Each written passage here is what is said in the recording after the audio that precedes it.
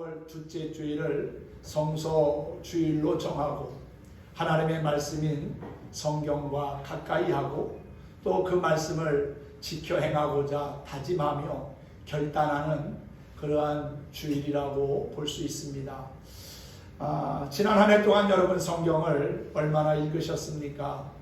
하나님의 말씀이 우리에게 귀한 생명의 말씀임을 알지만 우리의 삶의 현장에서 바쁘다는 이유로 또 여러 가지 피곤하고 힘들다는 이유로 혹시나 하나님의 말씀을 가까이 하지 못했다면 오늘 성서주일을 맞이해서 다시 한번 하나님의 말씀과 친밀해지고자 다짐하고 또 그렇게 행하기를 힘쓰는 우리 모두가 되면 정말 좋겠습니다.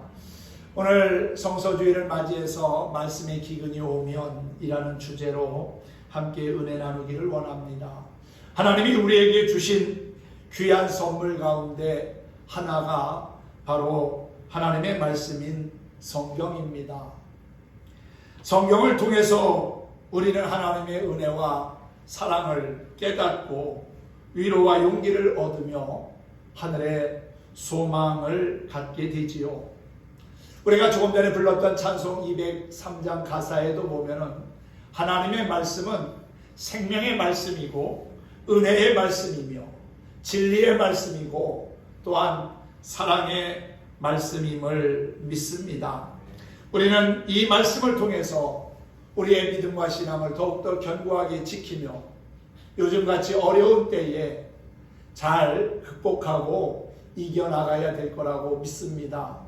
코로나 바이러스가 극성을 부리고 또 확산된다고 해서 낙심하거나 절망해서는 안 됩니다. 그럼에도 불구하고 우리와 함께 하시는 주님을 바라보면서 성령의 도우심을 구하면서 어려운 때를 잘 이겨나가는 참된 그리스도인이 될 수 있기를 주님의 이름으로 축복합니다.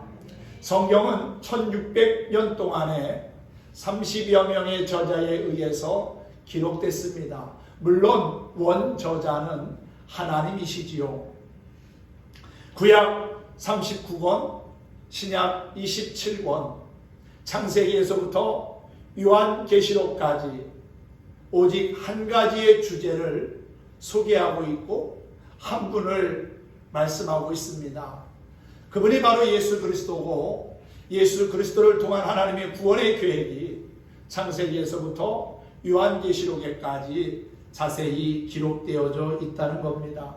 특히 예수님의 십자가의 죽으심과 부활, 승천, 그리고 재림에 관한 말씀들이 성경의 핵심이라고 볼 수 있을 겁니다. 바울은 디모데에게 보낸 두 번째 편지에서 성경에 대하여 이렇게 정의한 바가 있습니다. 모든 성경은 하나님의 감동으로 된 것으로 교훈과 책망과 바르게 함과 의로 교육하기에 유익하니 이는 하나님의 사람으로 온전케 하며 모든 선한 일을 행할 능력을 갖추게 하기 위함이라 그랬습니다. 성경은 정말 귀한 책입니다. 그 이유는 하나님의 감동으로 된 것이기 때문이지요. 그냥 사람이 아무렇게나 지어낸 책이 결코 아닙니다. 하나님께서 감동을 주셔서 사람들이 기록을 하고 또 이 기록된 말씀을 통해서 놀라운 은혜와 변화를 경험합니다. 교훈과 책망, 바르게 함과 의로 교육하는 놀라운 책입니다. 또한 하나님의 사람으로 온전케 하는 능력이 있고요. 모든 선한 일을 행할 수 있는 그러한 역사들을 이루는 책이 바로 성경이라는 사실입니다. 슬픈 사람이 성경을 읽으면 마음의 위로와 평안을 얻습니다. 환난 중에 있는 사람에게는 하나님의 말씀이 피난처가 되어주고요. 연약한 사람에게는 힘을 줄 뿐만 아니라 갈 바를 알지 못하는 사람에게는 인생의 방향을 제시해 줍니다. 질병과 아픔 가운데 있는 사람에게는 치료의 광선이 되고요. 그렇게 성경은 인생을 바꾸며 변화시키는 놀라운 능력이 있다는 것입니다. 수많은 사람들이 성경을 읽다가 변화되어 예수님을 만나고 또한 구원을 받았습니다. 중세의 신학자였던 어거스틴, 종교개혁의 선두주자였던 마틴 루터, 또 감리교 창시자였던 존 웨슬리 목사, 그리고 1866년 대동강변에서 토마스 선교사의 목을 내리친 박춘권이라고 하는 사람은 하나님의 말씀인 성경을 통해서 새 사람이 되었고 구원을 받았습니다. 이렇게 성경은 사람을 변화시켜 구원에 이르게 하는 지혜와 능력이 있다는 사실을 믿으시기 바랍니다. 한 스승이 마지막 수업이 있던 날 제자들을 데리고 들판으로 나가 빈 둘러 앉게 했습니다. 그리고는 제자들에게 물었습니다. 지금 우리가 앉아있는 이 들판에는 잡초가 가득하다.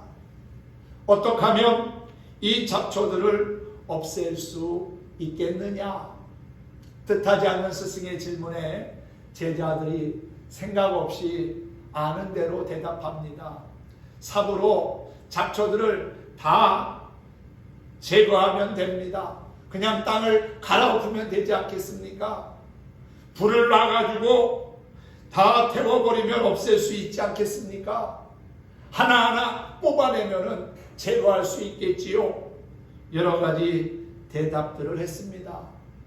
스승은 제자들의 답변을 듣고 나서는 일어났습니다. 이것이 오늘 우리의 마지막 수업이다. 집으로 돌아가 각자 말한 대로 자신의 마음에 있는 잡초를 없애보거나, 만약 잡초를 없애지 못했다면 1년 뒤에 다시 우리가 이 자리에서 만나자. 그리고는 헤어졌습니다. 1년 뒤 제자들은 무성하게 자란 자기 마음의 잡초 때문에 고민하다가 결국 다시 그곳으로 모이게 되었습니다. 그런데 잡초가 가득했던 그 들판은 곡식이 가득한 밭으로 변해 있었습니다. 그리고 들판 한편에 이런 편말 하나가 꽂혀 있었습니다. 들판의 잡초를 없애는 방법 중 가장 좋은 방법은 곡식을 그 자리에 심는 것이다. 마찬가지로 마음속에 자라는 잡초 또한 선한 마음으로 어떤 일을 실천할 때 제거할 수 있다라고 말이지요. 이기심과 자만심, 욕심, 시기심, 이러한 마음의 잡초는 가꾸지 않아도 얼마나 잘 자라는지 모릅니다. 그래서 인생에 쉼표가 필요한 것이지요. 잠시 쉬는 시간을 갖고 내 안에 자라고 있는 잡초를 걷어낸 다음에 그 자리에다가 온유함과 겸손함, 그리고 감사와 평화를 심는다면 살아가는 동안 우리는 선한 열매를 거두는 기쁨을 누리게 될 거라고 믿습니다. 하나님의 말씀이 내 마음의 밭에 한 말씀 한 말씀 심겨질 때에 삶의 잡초는 더 이상 자리 잡지 못하고 사라지게 될 것입니다. 여러분의 마음에 존재하는 세상적인 잡초들을 없애는 가장 효과적인 방법은 바로 하나님의 말씀으로 채우는 것이지요. 하나님의 말씀이 우리의 삶에 풍성한 열매를 보게 할 것입니다. 하나님의 말씀은 우리가 갈 바를 알지 못할 때 바른 길로 인도하며 우리 영혼의 목적지에 안전하게 이르게 합니다. 말씀을 떠나지 아니하며 그 말씀을 따라 살고 말씀에 붙들려 사는 인생은 복된 인생이며 하나님의 사람입니다. 누군가로부터 전해 들은 복음의 말씀을 마음 깊이 간직하고 그 말씀을 우리 주변 사람들과 함께 나누며 생명의 길로 나아가는 복된 그리스도인이 되기를 원합니다. 오늘날 사회는 각종 질병과 또 변종 바이러스의 출현으로 매우 심각한 위기의식을 느끼고 있습니다. 광우병, 조류독감, 신종플루, 구제염, 메르스, 그리고 지금 한참 기승을 부리고 있는 코로나 바이러스, 알지 못하는 각종 질병이 계속 발생하고 있으며 우리의 음식 문화 또한 위협을 받고 있습니다. 무엇 하나 마음 놓고 먹기가 두려운 시대에 살아가고 있다는 것이지요.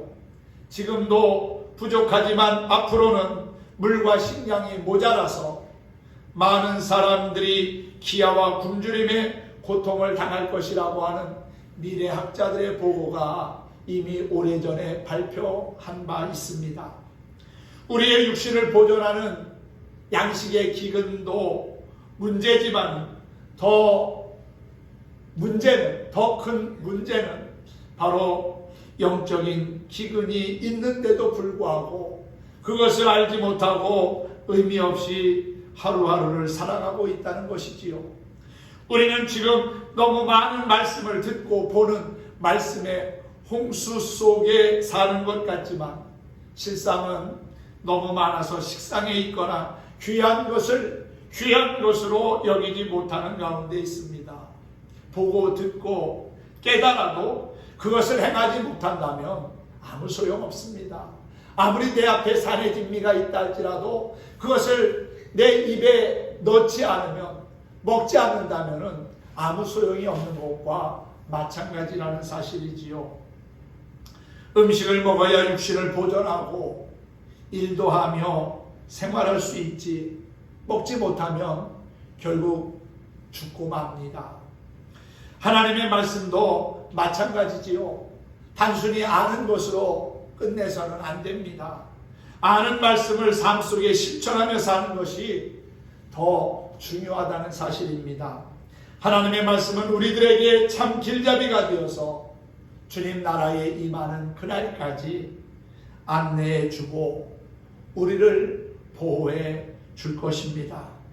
그래서 시편 기자는 말하기를 주의 말씀은 내 발의 등이요 내 길의 빛입니다 라고 고백했습니다. 그런데 우리의 삶을 이끌고 지도하는 이 말씀이 고갈되어질 때가 있다는 겁니다. 말씀의 기근이 찾아올 때가 온다는 거지요.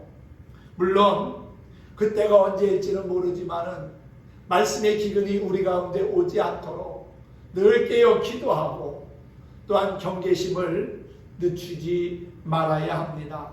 기근이라고 하는 것은 우리의 삶에 필요한 것이 없거나 모자라는 상태를 말하는데, 말씀의 기근이 임한다고 하는 것은 우리 인생이 풍랑을 만나 갈 곳을 알지 못하고 표류하는 배처럼 방황하게 된다는 것을 의미합니다. 드고아의 목자인 아모스 선지자는 말씀의 기근 앞에 서 있는 영혼의 상태와 그 기근이 오게 된 배경을 오늘 본문에서 소개하고 있지요. 말씀의 기근이 우리에게 주는 교훈을 바로 깨닫는다면 우리가 스스로 준비하고 또 말씀의 기근 앞에서도 당당하게 이겨나가게 될 거라고 믿습니다. 육의 양식의 기근보다도 더 큰 기근이 바로 말씀의 기근이요 영적 기근입니다. 모든 생명체는 영양분을 필요로 하며 그 영양분으로 성장하고 생명을 유지시켜 나갑니다. 그래서 사람들은 이웃을 돕는다고 할 때 가장 먼저 그들에게 필요한 양식을 공급하면서 돕지요. 또 뭔가 자신의 뜻을 강하게 전달하고자 할 때는 음식을 먹지 않으면서 금식하거나 단식하면서 투쟁하는 경우도 있습니다. 이렇듯 사람에게 있어서 육신의 양식은 매우 중요한 것이지요. 그런데 인간은 육신의 양식 이상의 욕구를 지닌 존재이며 또한 인간의 영혼은 오직 하나님의 말씀에 의해서만 존속되고 유지될 수 있도록 창조되었다는 것입니다. 이스라엘은 언제나 하나님의 말씀을 들을 기회가 있었고 또한 선지자들이 하나님의 교훈과 예언을 날마다 먹는 양식처럼 공급해 주었습니다. 사실 하나님의 백성으로 선택받았다고 하는 것은 참 귀한 일입니다. 하지만 그 일에는 책임이 따릅니다. 하나님의 백성으로 택함을 받았으면 하나님의 백성다운 삶을 살아야 되지요. 하나님만을 예배하고 하나님만을 섬기며 살아야 합니다. 그런데 그렇지 못하니까 결국은 말씀의 기근을 만나게 되고 또한 하나님의 징계와 심판을 받게 되었다는 사실입니다. 이스라엘은 하나님의 말씀 듣기를 거절하고 불신앙과 불순종의 길로 나아갔습니다. 결국 하나님은 이스라엘 백성들에게 주고자 했던 종교적인 특권과 함께 그분의 말씀을 거두어 가시겠다고 경고하셨지요. 이제 그들 속에는 말씀을 선포할 선지자도 또 말씀을 해석할 자도 없게 되었습니다.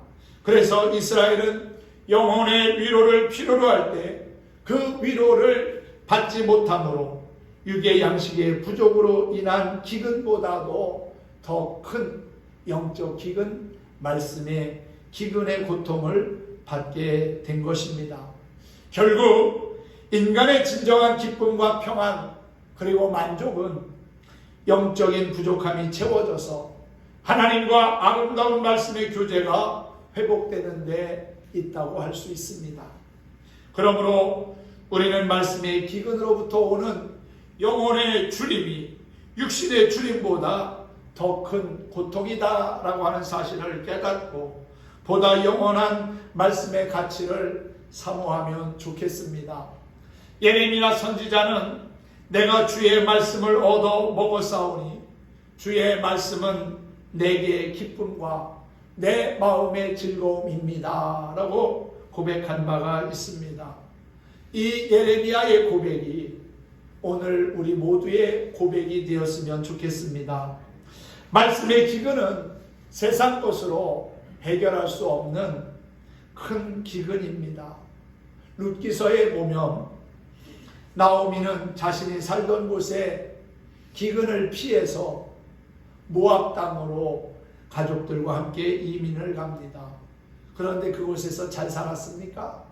더 큰 어려움을 만났습니다. 남편과 두 아들을 잃고 이방 여인인 룻을 데리고 고향 베들레헴으로 돌아오게 됩니다. 하나님의 집이라고 하는 베들레헴에 기근이 들어서 이방 땅으로 이사 갔는데 오히려 더 큰 어려움을 당한 거지요. 우리의 삶에 고난과 어려움이 왔다고 해서 믿음의 길을 벗어나면 안 됩니다. 영적인 하나님의 집을, 교회를 떠나서는 안 된다는 것이지요. 하나님의 도우심과 구원하심을 바라보며 견디고 인내해야 합니다. 믿음을 잃지 않는 한 하나님은 우리로 하여금 다시금 일어날 수 있는 기회를 주시고 은혜를 주시고 함께 하십니다. 비록 하나님이 우리의 눈에 보이지 않는다고 그분이 안 계신 것이 아니고 멀리 있는 것도 아니고 지금도 우리 안에 내주하시면서 연약한 우리를 긍휼히 여기시며 보호하시고 인도하고 계시다는 사실이지요. 그러므로 우리는 무엇보다도 삶의 고난과 역경 앞에서 낙심하고 두려워하는 것이 아니라 우리로 하여금 다시금 일어날 수 있도록 소망을 주시는 하나님께 시선을 고정하고 주님의 말씀에 믿음의 뿌리를 내려야 할 줄로 믿습니다. 오늘 본문 12절은 말씀의 기근을 채우려고 세상을 아무리 다녀봐도 채울 수 없다는 말씀을 합니다. 하나님의 심판의 행위로 나타나는 말씀의 기근은 이스라엘 백성들에게 두려움과 불안을 고조시키고 이로써 그들은 술 취한 사람처럼 바람이 흔들리는 나무처럼 사방을 휘저으며 정신없이 주의 말씀을 구하러 다니지만 구할 수 없게 된다고 했습니다. 할 수 있을 때 행하지 않는 자는 행하고자 할 때 할 수 없게 된다는 말이 있습니다. 이 표현은 이스라엘에게 적절한 표현이었습니다. 심판의 때를 당한 이스라엘이 그러했습니다. 이스라엘이 여호와의 말씀을 찾는다 할지라도 얻지 못하게 되었다는 것이지요. 늘 말씀이 있을 때는 그 말씀의 소중함을 깨닫지 못하고 말씀에서 벗어난 삶을 살다가 말씀의 기근이 오니까 그때야 비로소 발등에 불 떨어진 사람처럼 말씀을 찾아서 허둥지둥 헤매이고 있는 그 모습이 오늘 본문에 나오는 이스라엘 백성들의 모습입니다. 그러한 모습이 우리의 삶에 반복되어서는 안 될 것입니다. 이것은 진리를 부정하고 대항한 것에 대한 하나님의 징계요 심판입니다. 인간은 언제 어디서나 영적인 기갈을 느끼면서 살아가는데 이 갈증은 위험과 곤경에 처할 때 더욱 강하게 느낍니다. 그래서 이스라엘은 영적인 기갈을 해결하기 위해서 이 바다에서 저 바다까지 북쪽에서 동쪽까지 비틀거리며 여호와의 말씀을 찾아 헤맸다고 했습니다. 하지만 하나님의 말씀을 거절하고 또 하나님의 이끄심과 지도하심을 거절한 그들에게 남은 것은 큰 번민과 좌절뿐이었습니다. 말씀의 기근이 오면 더 이상 우리의 삶의 안전을 보장받을 수 없게 됩니다. 하나님의 말씀이 우리 곁에 가까이 있고 우리 안에 풍성할 때 감사하며 그 말씀에 순종하여 말씀의 기근이 임하지 않도록 해야 할 줄로 믿습니다. 말씀의 기근이 있게 된 원인은 무엇일까요? 그것은 바로 불신앙입니다.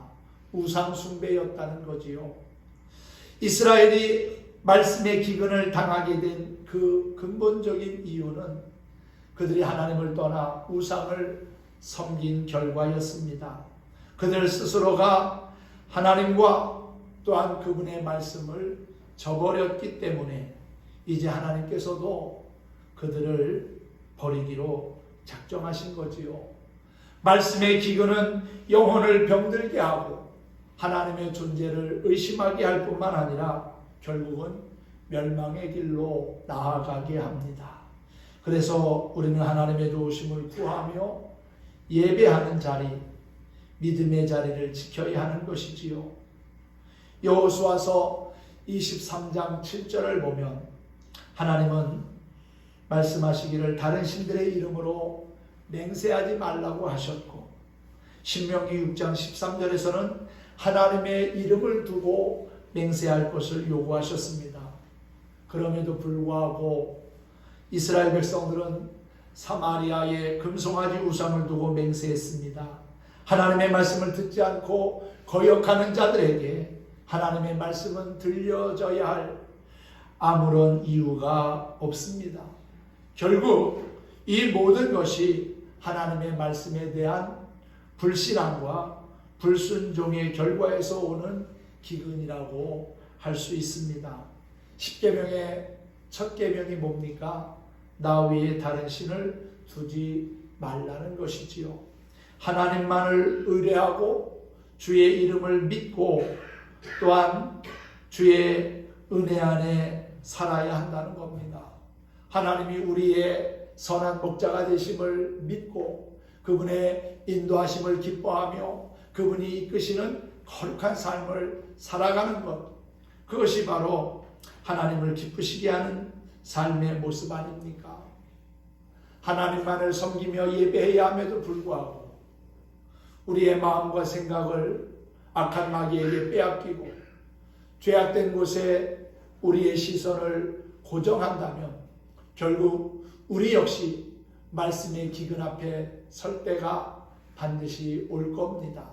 그러므로 우리는 우리 안에 행여나 불신앙이 자리 잡지 못하도록 늘 깨어 기도하고 또한 하나님의 말씀으로 무장하는 영적 용사들이 되어야 할 줄로 믿습니다. 우리는 늘 하나님의 말씀을 읽고 묵상하며 그 말씀을 지켜 행하는 삶을 살아야 합니다. 그것이 바로 내가 살고 내 가정과 내 민족이 사는 길이기 때문이지요. 시편 기자의 고백처럼 하나님이여 사슴이 시냇물을 찾음과 같이 내 영혼이 주를 찾기에 갈급합니다 라고 고백하면서 더욱더 주님께 가까이 나아가는 하나님의 말씀과 친밀해지고자 힘쓰는 저와 여러분이 되었으면 좋겠습니다. 말씀의 기근이 찾아오지 않도록 죄된 것을 멀리하며 늘 주의 은혜를 사모하며 살아가는 신실한 그리스도인이 될 수 있기를 예수님의 이름으로 축원합니다.